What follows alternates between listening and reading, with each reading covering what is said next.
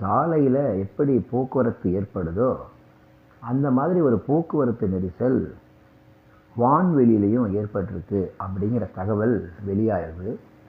இந்த தகவலை கேட்கவே ஆச்சரியமாக தான் இருக்குதுல்ல. வான்வெளியில் போக்குவரத்து நெரிசலா அப்படிங்கிற மாதிரி இருக்குது இந்த தகவல். நம்மளுடைய இந்த வாழ்கிற இந்த பூமி, அதை சுற்றி இருக்கக்கூடிய சூரியன், நிலா, கோள்கள், இதை பற்றி நமக்கு தெரியும். கோள்கள் அப்படின்னா வியாழன், புதன், வெள்ளி, செவ்வாய், சனி, யுரேனஸ், நெப்டியூன், ப்ளூட்டோ, இது போன்ற நம்ம பள்ளி பருவங்களில் இதை பற்றி நம்ம அதிகம் படிச்சிருக்கோம். அதனால் அதை பற்றி அதிகம் உங்களுக்கு விளக்கம் சொல்ல வேண்டிய அவசியம் இல்லை. இந்த வான்வெளியில் கிட்டத்தட்ட 12,952 செயற்கைக்கோள்கள் உலா வந்துக்கிட்டு இருக்கு அப்படிங்கிற தகவல் வெளியாகிருக்கு. வான்வெளியில் ஒவ்வொரு நாடுமே செயற்கைக்கோள்களை உருவாக்கி அதை விண்வெளி மையத்துக்கு அனுப்பிக்கிட்டு இருக்காங்க.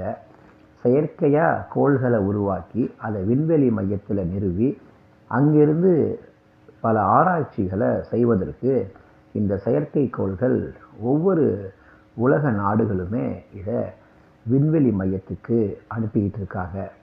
இது நாளுக்கு நாள் அதிகரிச்சுட்டே இருக்குது இந்த எண்ணிக்கை.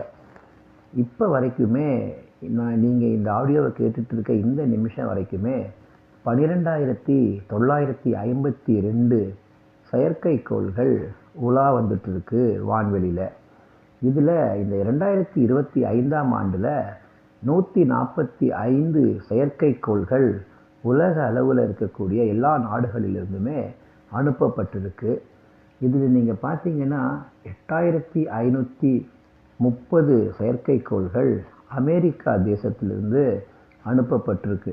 இதில் ஸ்பேஸ் எக்ஸ் நிறுவனம், அந்த நிறுவனம் மட்டுமே 7,400 செயற்கைக்கோள்களை விண்வெளிக்கு அனுப்பியிருக்காங்க. அதே போல் உலக நாடுகளுடைய பட்டியலில் பார்த்தோம் அப்படின்னு சொன்னால் ரஷ்யா கிட்டத்தட்ட 1,559 செயற்கைக்கோள்களை வான்வெளிக்கு அனுப்பியிருக்காங்க. அது மாதிரி சைனாவும் 906 செயற்கைக்கோள்களை அனுப்பியிருக்காங்க. அதுக்கு பிறகு பார்த்திங்கன்னா ஜப்பான், அவங்க 203 செயற்கைக்கோள்களை அனுப்பியிருக்காங்க. அதுபோல் நம்முடைய இந்தியா 136 செயற்கைக்கோள்களை விண்வெளி மையத்துக்கு அனுப்பியிருக்காங்க. அதுபோல் ஜெர்மனி 82 செயற்கைக்கோள்களை அனுப்பியிருக்காங்க.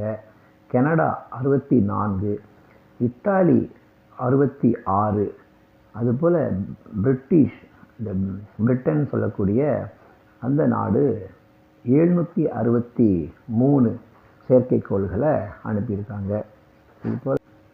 அதுபோல் 100க்கும் மேற்பட்ட செயற்கைக்கோள்களை பிரான்ஸும் அனுப்பியிருக்காங்க. இப்படி இத்தனை செயற்கைக்கோள்களையும் கண்காணிப்பதற்குன்னு விண்வெளி ஆராய்ச்சி மையங்களும் அமைக்கப்பட்டிருக்கு. இந்த ஆராய்ச்சி மையங்கள், கட்டுப்பாட்டு அறைகள், இஸ்ரோ, நாசா, இது போன்ற கட்டுப்பாட்டு அறைகளெல்லாம் இங்கிருந்து செயற்கைக்கோள்களை கண்காணிச்சுட்டு வராங்க. பாதுகாப்பு, இது போன்ற ஒரு பலவிதமான கட்டமைப்புகளுக்காக செயற்கைக்கோள்களை உருவாக்கி எல்லா உலக நாடுகளும் அனுப்புறதுனால அங்கே விண்வெளி மையத்தில், அதாவது வான்வெளியில் ஒரு கடும் போக்குவரத்து நெரிசலே ஏற்பட்டுக்கிட்டு இருக்குது அப்படிங்கிற தகவலை சொல்லியிருக்காங்க.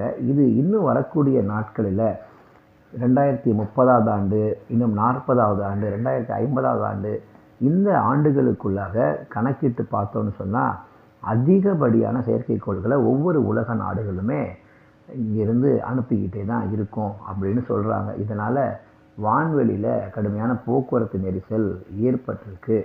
இன்னும் வர நாட்களில் இன்னும் கடுமையான இந்த போக்குவரத்து நெரிசல் வான்வெளியில் இந்த செயற்கைக்கோள்களால் ஏற்படும் அப்படிங்கிற தகவல் வெளியாகி பலரையும் ஆச்சரியத்துக்குள்ளேயும் அதிர்ச்சிக்குள்ளேயும் ஆக்கியிருக்கு அப்படிங்கிறது தான் நிதர்சனமான உண்மை.